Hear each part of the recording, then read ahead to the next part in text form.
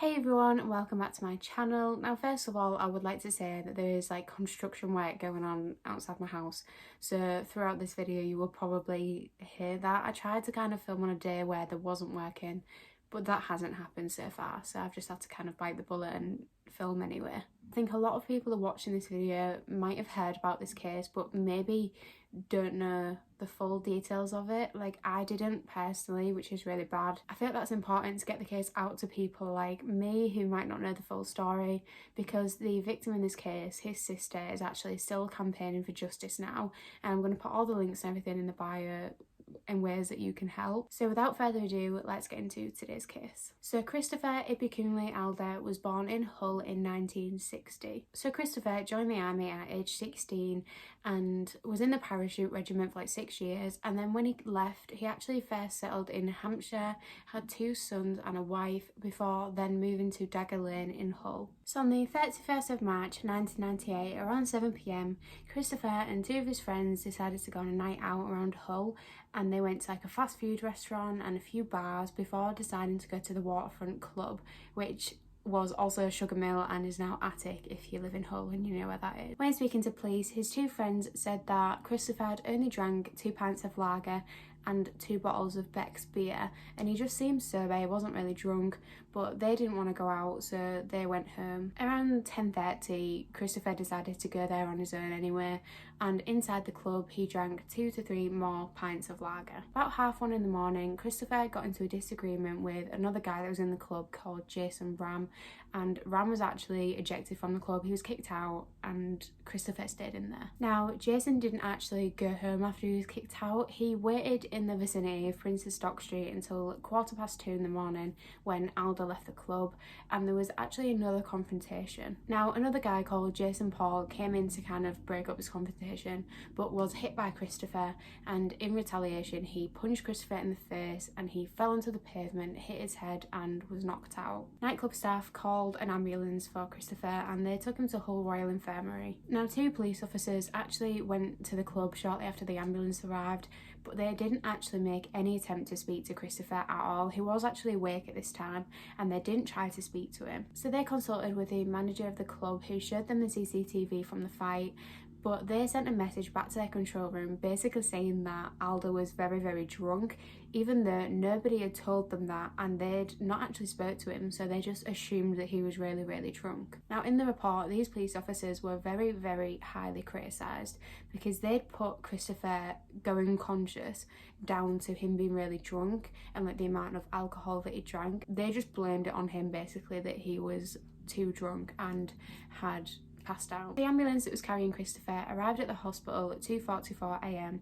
and hospital staff and witnesses said that he was really dazed and confused, but also kind of aggressive and shouting at staff and stuff.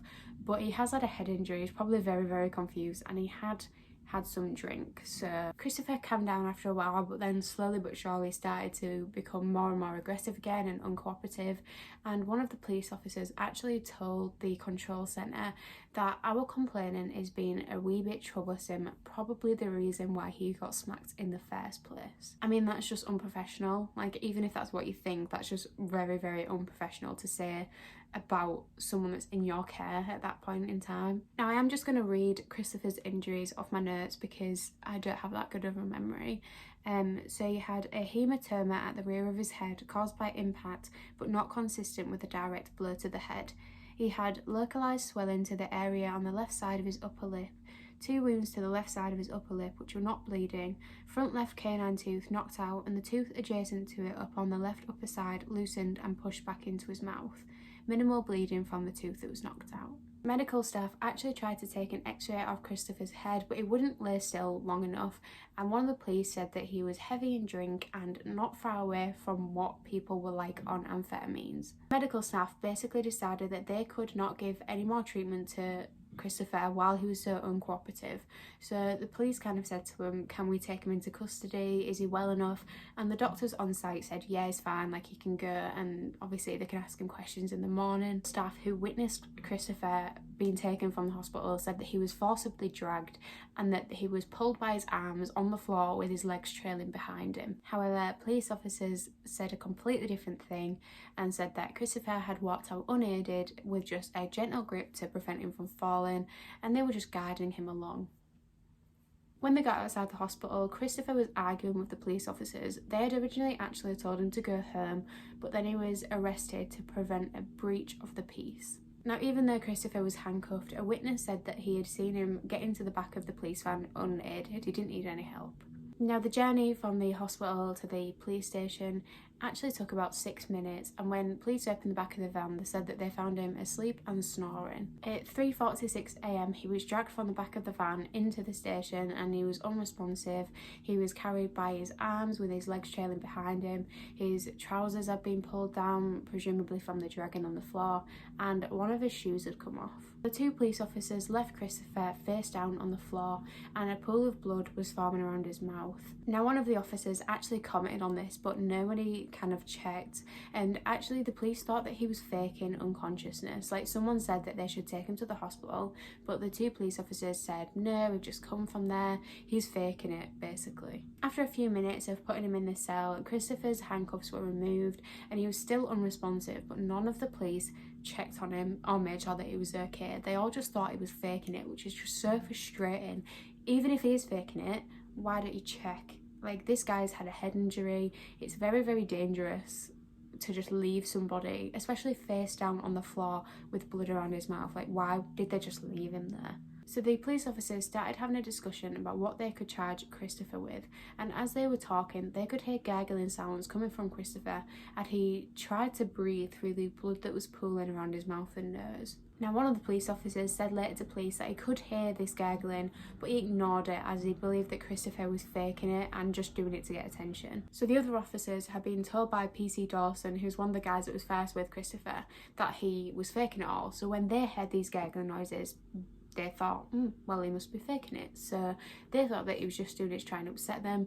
And basically, PC Dawson had just disregarded everything with Christopher's injuries, and because he'd done this, the other people didn't believe him either.